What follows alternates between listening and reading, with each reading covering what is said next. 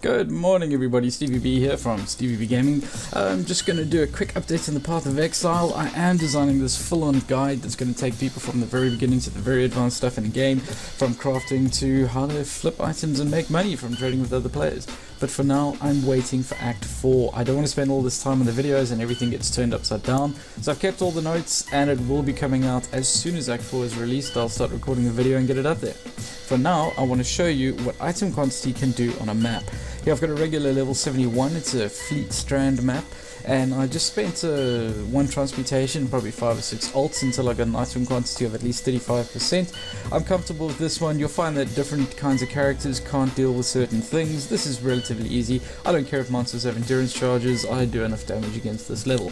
Then along with my Zana at plus 7, you've got 38 plus 7%, that makes it 45. Yes, my math is right, 45% increased item quantity. Now what I've changed in my build is I've made it semi-MF. I've found that I was dying a bit from silly situations, so I had to put in my life leech. It is a 2020, so it leeches relatively quickly. And then I've got the typical 3 greater multiple projectiles, barrage and cast on crit, along with fireball, which I still love. I know people have arguments about it, but I love using fireball, and a 2120 arc that I managed to pick up. Now, what I've done for the MF side of things is that I have my, where is it? Herald of Thunder. This, I've just got it to Q20 and I'm leveling it up again, but I have it connected to item quantity. So that gives a chance of the item quantity gem kicking in. I do have a 2020, but I'm leveling this up as well, so I can make it another level 2020. Then across here, I've got Herald of Ice, which adds more damage as well, and that's connected to Mana Leech. That helps me, well, get mana back, obviously. Reduce mana is a must-have, and then also another item quantity. So if something dies from the Herald of Thunder or the Herald of Ice, then the item quantity gem will kick in. This is a full 2020, so it has a decent chance of getting something good. You have to connect them with reduced mana because of the increased cost of running these support gems. You know, it makes it a little bit expensive. I'm not really using Assassin's Mark, it's just there to level up for now. But cool, let's see what happens in a map like this along with those item quantity gems.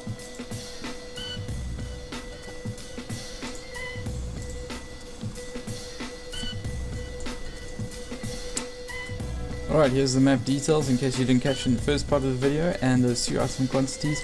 Now, the bonus about setting it up the way that I have is that by putting in those red gems, I'm not reducing my actual damage. I do have a lower chance of the item quantity gem kicking in, but it does mean I can play some endgame content and at least have a chance of getting significantly more drops. Here we can see already, just from these few mobs, so that's actually pretty damn good, I think. Let's keep on running. Come on guys, where are all of you? This would be a Tora, so we could probably find Tora coming up quite soon.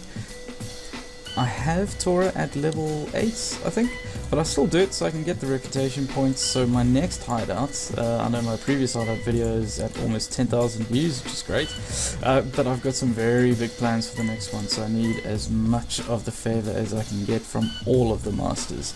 I don't like having to worry about buying items. I want to build what I want to build. The drop rate's looking quite decent. You can definitely see that sometimes it's better than others.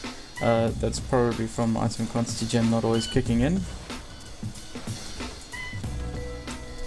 But at least it doesn't affect my damage, and it means I can run a 2020 life leech, which if you're doing enough damage you don't really need more, you need more survivability.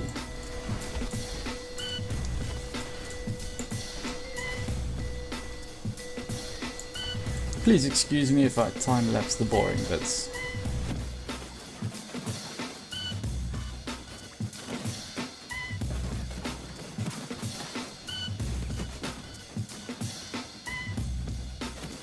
Okay, you can see here that I've got reflect elemental damage, so I have to keep back a bit. Oh, that worked out pretty well. Life leech increases the 2020 life leech increases the speed that you actually leech life back, which means as long as I'm not doing too much damage, which is something that I do often do, I can leech it back and survive, which is a big difference from the previous build.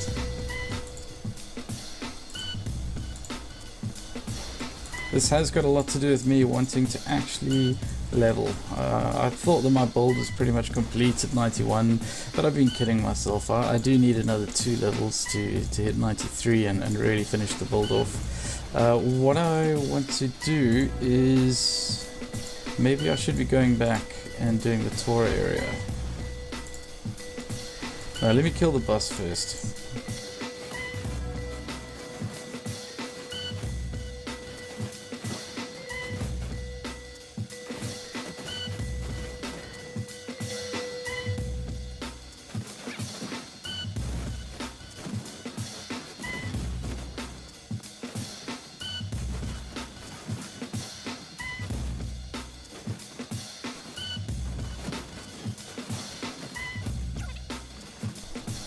Alright, as you can see, I've filled up my inventory, so I'm just gonna jump out. I know it's a little bit painstaking, but if you're not finding those really good drops in every single map, it's not a bad idea just to convert and quickly grab some alts or whatever else you can get from it.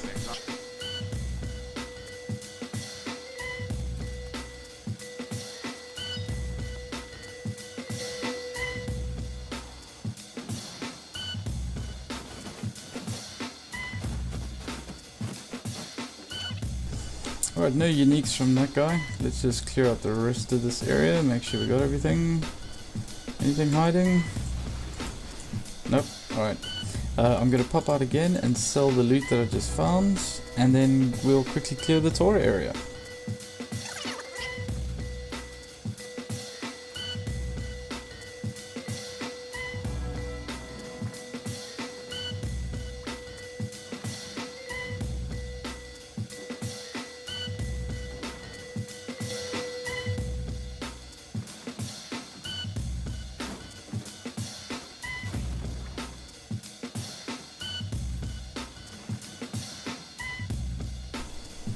And here we are outside the desecrated lair.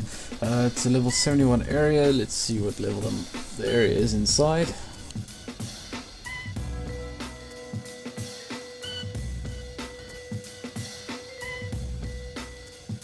'72.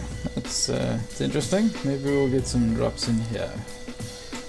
Come on, Shabs. Everybody say, come on, Shabs. Oh, there's the boss. It's a bit of a letdown.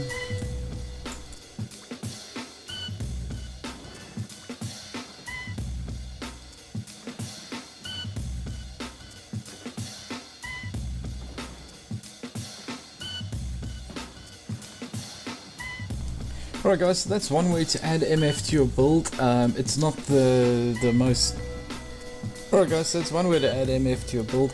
It's not the best way to produce a whole lot of quantity, but it does allow you to keep some of your damage, maybe use a life leech like what I'm doing, and still get some quantity. I know that quantity gems are now legacy, so you probably won't have any, or maybe you do, but the same thing applies for rarity. You would be able to apply a rarity to it. Now remember, because not all of your damage is coming from these heralds, that sometimes, in fact quite often, it won't even trigger. The reason why we're doing it like this is so that you can still have full damage to play in-game content. You can have some survivability, like in the case of having a life leech. You'll see that I've even got Mana Leech on top here. Because my casting cost is so low, it's only 26, I find that just the Mana Leech coming off of this Herald device is enough to keep me going. Because remember, the Herald device applies to my initial hits, which granted is very low because it casts some crit using barrage, but it also applies to my fireball as well as arc, which both do very good damage. So I'm getting a portion of a portion, which is enough for me to keep going, and it means that I can keep all these 6 slots free. It also means that somebody who only has a 5 link would be able to play in-game content because you don't need all 6 links. You could even put life leech, but I find that your life goes down a lot quicker and it doesn't seem to sustain properly. Maybe it will with your build. If you have a high armor build, so you soak a lot, then it could possibly work. With this one here, we're running item quantity, which is attached to our Herald of Thunder. So same as before, and the last screen is another Mana Leech. So every time my Herald of Thunder adds damage or cold, which is everything, I get a bit of mana back. And this way I can keep running and keep the 6 link free. It's a lot of fun. I really think you should give it a shot and try it out. I have tested it on level 77 maps, not 78 because I'm saving those, and it's been doing very well. Cool, well give it a shot, let me know what you think in the comments below. StevieB signing out.